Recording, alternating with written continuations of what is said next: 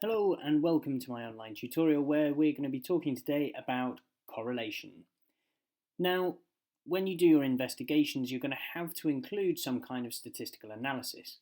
And it's not enough just to include a standard deviation or a coefficient of variation. You need to have some numbers that back up what you're saying. And what this means is actually it should be easier when you come to write a conclusion. So for example, if you're trying to say that Red Bull makes you quicker at sprinting, actually having some numbers where you can say, yes, look, I've tested this and this is and it's found to be a statistically significant difference between runners with Red Bull and runners without Red Bull. That makes your conclusions much easier to back up with evidence. Otherwise, the evidence is just anecdotal and that's not very rigorous. So there's two tests that we can use, one of which is correlation, the other which is a t-test.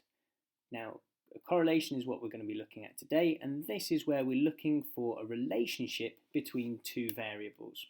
So it's a connection or relationship between two variables that we're going to choose. And as the syllabus says, a correlation is just a connection and doesn't imply a causal relationship. So what do we mean by that? Well, we're going to look at that in a little bit. But it just dictates how or to what extent the variables are associated with each other. And I'm sure in sport and physical activity you can think of loads of examples where variables might have an impact on one another. So for example, height and sprinting speed. Yes, that might make a difference, although Usain Bolt is currently bucking the trend on that one. I'm going to keep it a little bit more simple, and let's say we're going to look at handspan compared with foot length. Now, if we're looking at these two variables, we might predict that there'll be a correlation between handspan and foot size. So that means that there's a relationship between your handspan and your foot size. So as one gets bigger, the other gets bigger, and that's what we call a positive correlation, where the two variables are getting bigger at the same time. But having large feet doesn't necessarily cause large hands, but people with large feet tend to be bigger and taller, and so therefore they're more likely to have bigger hands.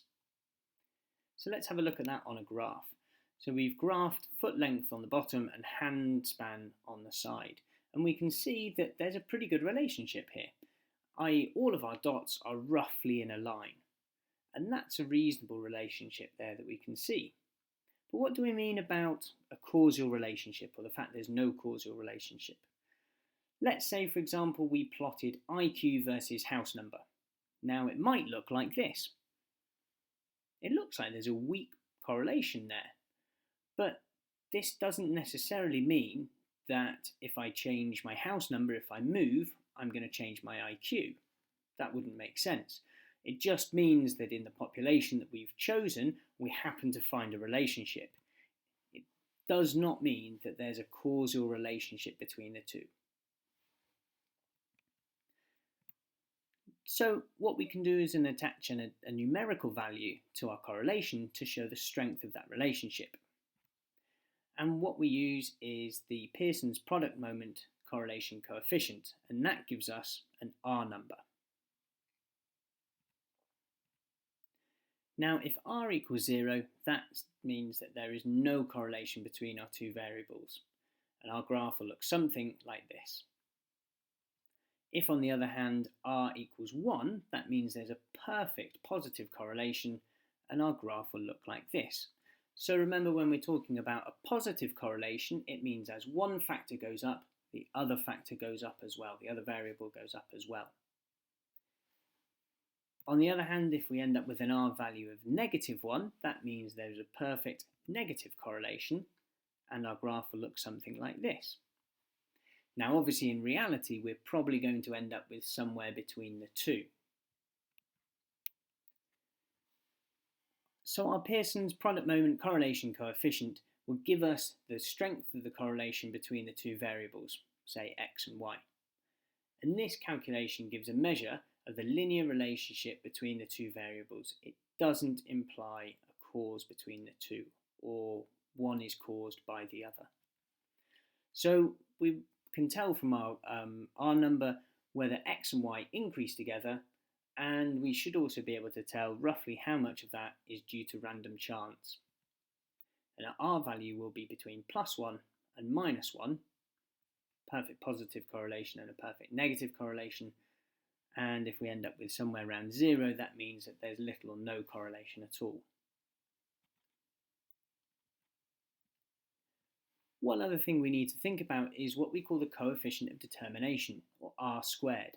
And this is sometimes used to show how much of the variation in y is dependent upon the variation in x. So how much or what proportion of the variation in one variable is dependent upon the other.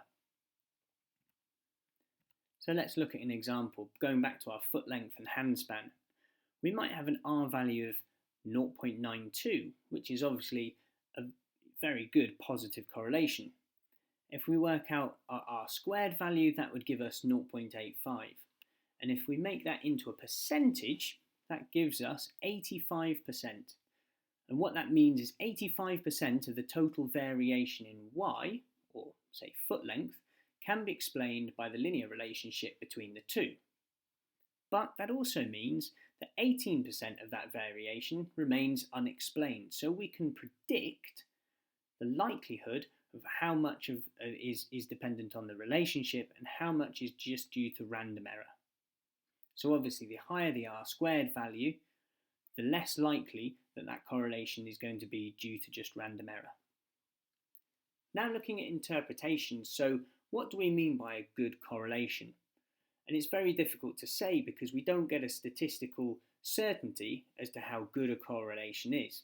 And because it's going to depend on lots of things like what you're measuring and how many data pairs you have.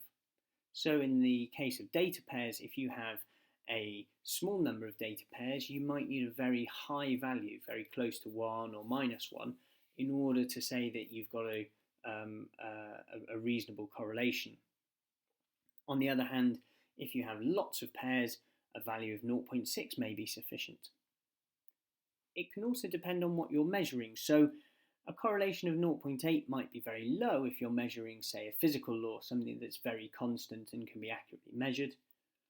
But it may be very high if you're looking at something in the social sciences or you're measuring human performance, which by its nature is going to vary a lot. It's going to have lots of different things which are variable from one test to the other. So how can we calculate our R value? As normal, the easiest way to do this is via Excel or numbers, so I'm going to show you how to do that now.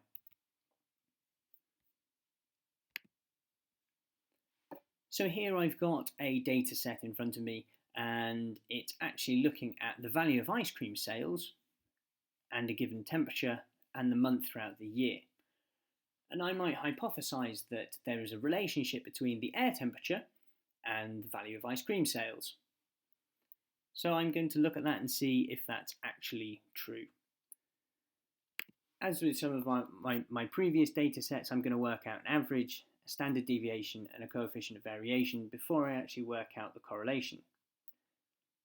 I'm going to put an equal sign in the box, and I'm going to click on the average and drag and drop the boxes over the data that I want to be included and hit return. Do the same thing for standard deviation, only this time I'm going to select standard dev, standard deviation, drag and drop the boxes that I'm interested in and hit return. Coefficient of variation, we know what the equation for that is, so it's standard deviation over the mean times 100. And again hit return, and that enters my coefficient of variation there. What I can do is click on this bottom right hand corner. So if I've got a box with an equation in, as these three boxes are, I can shade them and then I can drag them sideways, and what that does is that moves the equation to these boxes here, and it tells the computer to work out the new values for the data set which is now above those equations. So I can see my standard deviation. It looks like there's a huge difference in my standard deviation, from a standard deviation of 8 to a standard deviation of 787. over in the ice cream sales. But actually looking at the coefficient of variation, it looks much closer in terms of the variance around those means. It's just that the averages are very different. We're here anyway to work out the correlation, so let's do that now. I'm going to click on the box and I'm going to again put equals in there. Now, because I'm looking for a correlation between these two data sets here, I'm only going to end up with one value. So I'm not going to be working out the correlation of this column and the correlation of this column.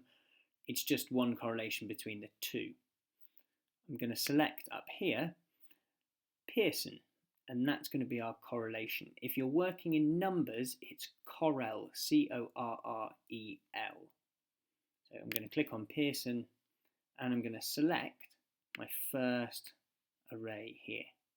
Now what I might have to do is go down to the bottom here on the right hand side and click on array 2 and then drag and drop my second bit of data that I'm looking for. Once I've got that, I'm going to hit return and that will give me my R value there. So my R value, or my correlation coefficient, is 0.85. That means that I've got a relatively strong positive correlation. So as the temperature goes up, ice cream sales do indeed go up. And what we can do is we can work out a chart for that. And the easiest way to do this is to do a scatter graph. There we go. So our positive correlation is now quite obvious looking at the graph. So we've got the chart and we've got the R value, and that will back up what we think about this correlation. Now, in your investigation, what you'll have to do is you'll have to draw a trend line. There are options to do this on Excel and numbers. However, the IB prefer that you draw it by hand. And all this is going to be a line of best fit, and you're going to use the best judgment that you can, just using your own judgment. So there we have it. That's how we calculate correlations. That's what correlation means, and it's how we draw graphs of correlation. If you have any further questions, email me and let me know. Thanks very much.